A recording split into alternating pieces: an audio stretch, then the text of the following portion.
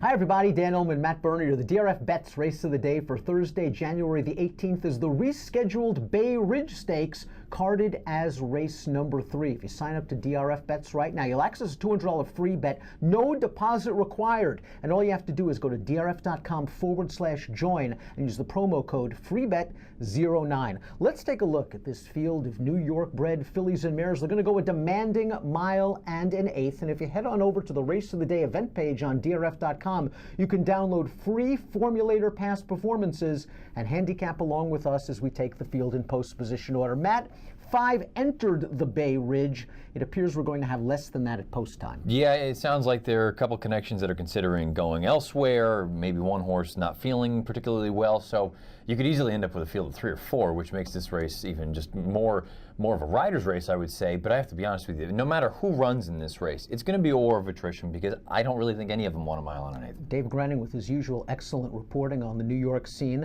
mentioned in one of his race advances and notes earlier this week that the number 1 might be likely to be scratched in this race, has an infected hock. If might be somehow does make it for the start, we do have a Timeform US pace projector. You know that might be is likely to be on the pace. Let's assume that might be scratches. That would put the 3 and the 2 battling it out. And while I don't think the pace will be fast, it might be testing and pressure-filled enough that this mile and an eighth could work against those two. 100%. I mean, that's one of those things where there's really one horse in this race, and we'll get to her in a little bit, that I think really wants the distance or wants it maybe a little bit more than everyone else, and she would really appreciate some hitting up front. But we always talk about it. Pace makes the race. Pace in these sort of instances where, you know what, if it is for these girls basically a marathon at a mile and an eighth, sometimes that little bit of a war of attrition, you get that tactical edge, the other horses aren't going to be able to run you down. With might be expected out of this field, I think the 2 Frostwise, being the inner of the 2 main speeds, will grab the front under Kendrick Carmouche. She is coming off a career best performance by far. An 88 Beyer effort. She won by 16 lengths, but in that race she was able to get a very easy early lead. Couple the fact that not only will she face likely pace pressure from the one to her direct outside, but this is her first start around 2 turns, and I'm not sure how low I'd go from a win standpoint. Yeah, I agree with you there. You know, that field that she beat that day, not particularly strong. Now you've got a little bit of a layoff here. Haven't seen her since the end of November. Now we've got to go out to a mile and an eighth off that bench. And I also look at it too, that 88. Where did it come from? Because after that, her best Beyer speed figure was a 72. So if you think there's going to be any sort of regression, I don't think she can win the race. Frostwise's trainer Michael Dilger does do good work with sharp horses. Here is a formulator fact over the past 5 years, with last out winning older runners on dirt, Dilger connecting at 36% with a 258 ROI. The number 3 is Frosty Ann, this horse riding a 2-race win streak claimed out of her last 3 races, now in the barn of Rudy Rodriguez. This mare is really stretching out from 6.5 furlongs to a mile and an eighth. We have a positive Rodriguez formula fact with Frosty Ann. Over the past 2 years, older last out winners off the claim, off a little bit of a layoff on dirt. That's a pretty good number. 47%, a 232 ROI. Now, she improved to earn an 85 Beyer last time out. I really liked the way she did it. She seemed to do it comfortably, well within herself.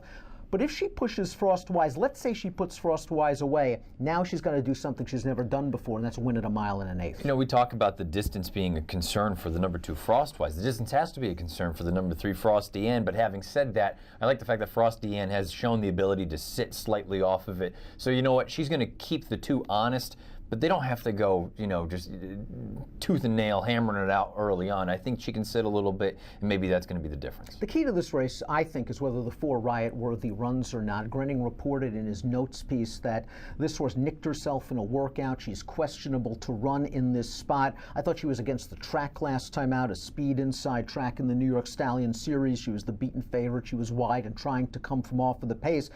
But she finds ways to lose races. 11 seconds from 24 lifetime starts. If she answers the bell, she's probably going to get a good trip off the pace, and maybe, just maybe, a mile and an eighth she wants more than the others. Yeah, you know, I just have such a hard time buying into the idea of her being able to see out this mile and an eighth. You look and see it. Most of her races where she's gone longer than she normally runs, 6.5 furlongs, she's giving up ground in every one of those calls toward the end of the race. I just have a hard time envisioning her seeing this out. But you brought it up. She should work out a good trip. Rudy Rodriguez also has the number 5 Frosty Margarita, a stakes winner on the old Aqueduct inner track around 2 turns, although 1 1/8 is a bit of a great unknown with her as well. Her last running line doesn't look good. I thought she was in against stronger horses, those open non-winners of 2 other thens at Laurel, 2 next out winners, including the runner-up who came back to score with a 76 buyer. The time before that, I thought she ran well in the New York Stallion Series, perhaps against the track, and then she has turf lines that maybe dirty up her form a little bit. If you think the 2 and the 3 go at it, and we have a couple of scratches, this mare might be in the catbird seat. 100%. And again, it comes down to, does she want this distance? I think that there's a scenario where she's the one that may just grind it out a little bit better than everyone else, but I have a hard time buying into a horse that her last fast dirt main track win came back in January of 2016. I say it was main track, that was on the inner at Aqueduct.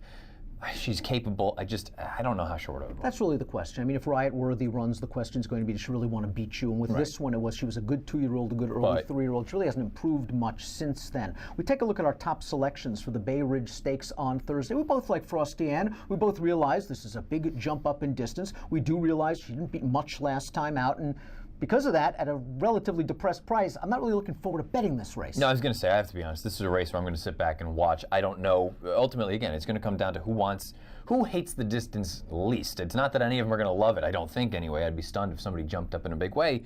And if that comes down to it, I think it's a matter of a tactical kind of trip, and I think the 3 has the better chance simply because she can press on the outside. We're both going to go 3, 2, and 5 in the $100,000 Bay Ridge Stakes. If you are playing the Thursday Aqueduct card from home, if you consider DRF bets, you'll immediately be rewarded with a $200 free bet. No deposit required when you go to drf.com/join and use the promo code FREEBET09. Approximate post time for race number 3 at Aqueduct on Thursday, the Bay Ridge Stakes, 1:20 Eastern. Good luck.